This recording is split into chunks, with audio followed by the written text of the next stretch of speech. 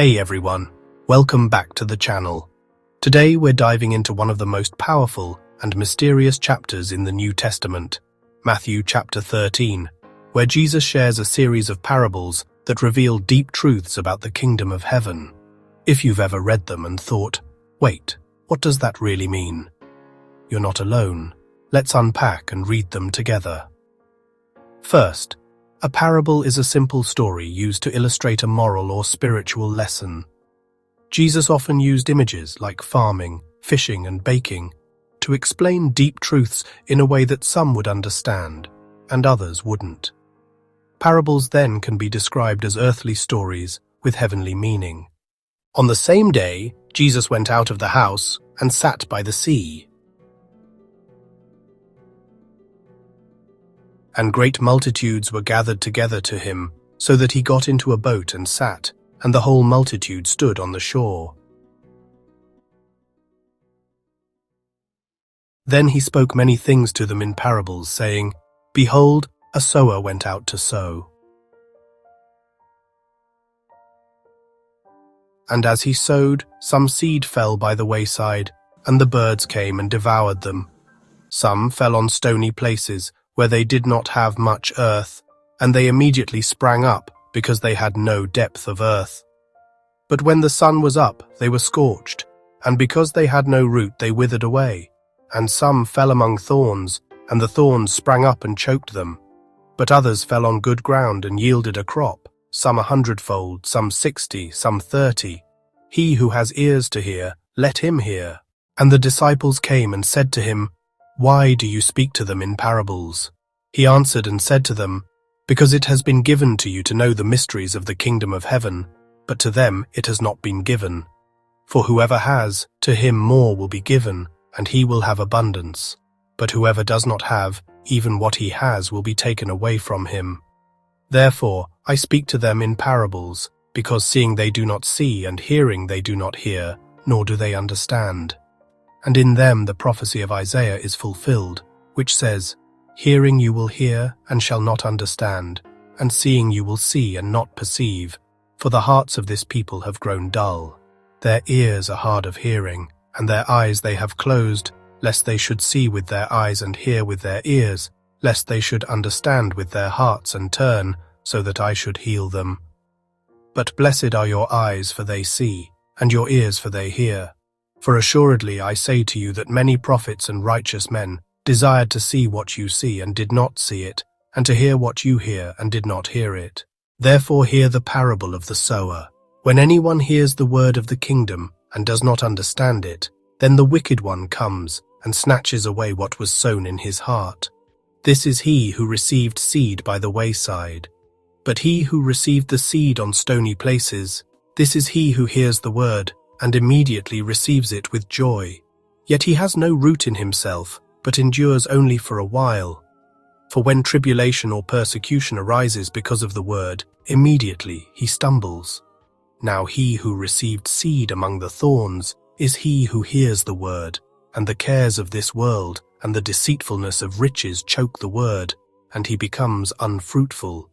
But he who received seed on the good ground is he who hears the word and understands it, who indeed bears fruit and produces, some 100-fold, some 60, some 30.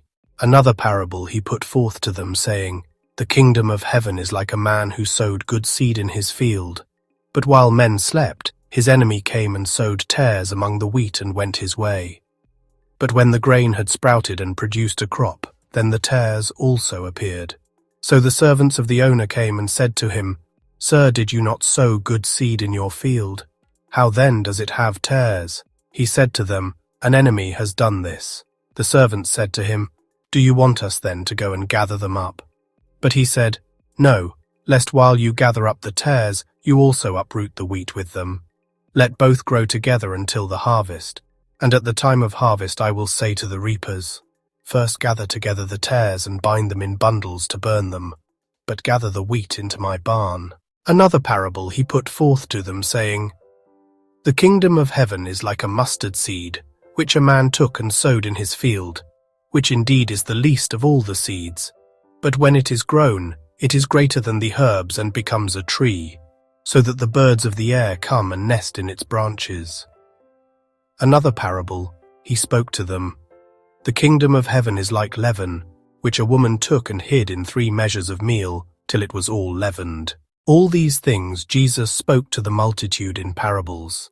And without a parable he did not speak to them, that it might be fulfilled which was spoken by the prophet, saying, I will open my mouth in parables. I will utter things kept secret from the foundation of the world. Then Jesus sent the multitude away and went into the house, and his disciples came to him, saying, Explain to us the parable of the tares of the field. He answered and said to them, He who sows the good seed is the Son of Man. The field is the world. The good seeds are the sons of the kingdom, but the tares are the sons of the wicked one. The enemy who sowed them is the devil. The harvest is the end of the age, and the reapers are the angels. Therefore, as the tares are gathered and burned in the fire, so it will be at the end of this age. The Son of Man will send out his angels, and they will gather out of his kingdom all things that offend, and those who practice lawlessness, and will cast them into the furnace of fire. There will be wailing and gnashing of teeth. Then the righteous will shine forth as the sun in the kingdom of their Father. He who has ears to hear, let him hear.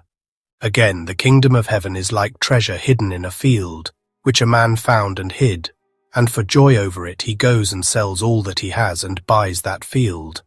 Again, the kingdom of heaven is like a merchant seeking beautiful pearls, who, when he had found one pearl of great price, went and sold all that he had and bought it. Again, the kingdom of heaven is like a dragnet that was cast into the sea and gathered some of every kind, which, when it was full, they drew to shore, and they sat down and gathered the good into vessels, but threw the bad away. So it will be at the end of the age. The angels will come forth, separate the wicked from among the just, and cast them into the furnace of fire. There will be wailing and gnashing of teeth. Jesus said to them, Have you understood all these things? They said to him, Yes, Lord.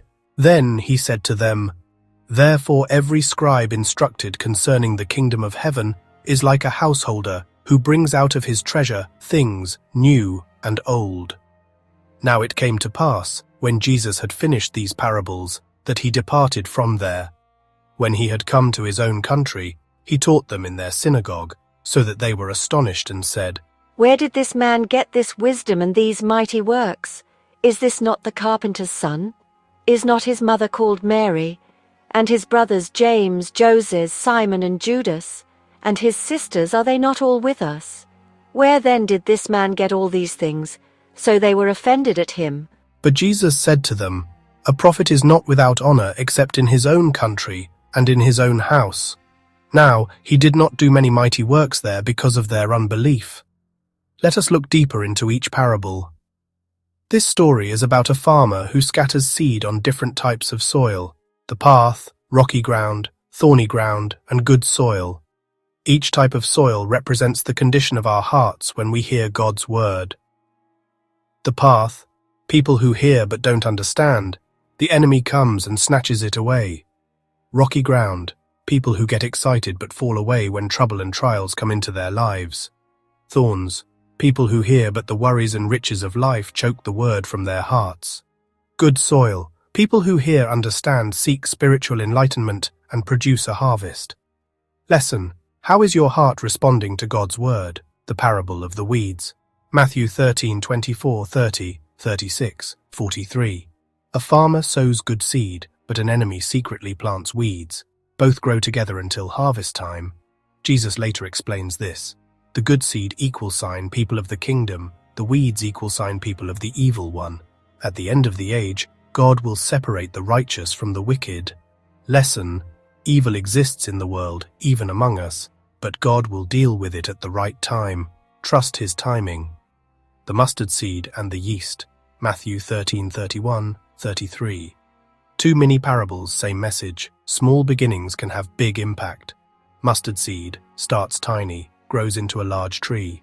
Yeast, a little bit works through the whole dough. Lesson: God's kingdom may start small, like a quiet act of kindness or hidden faith, but its influence spreads far and wide.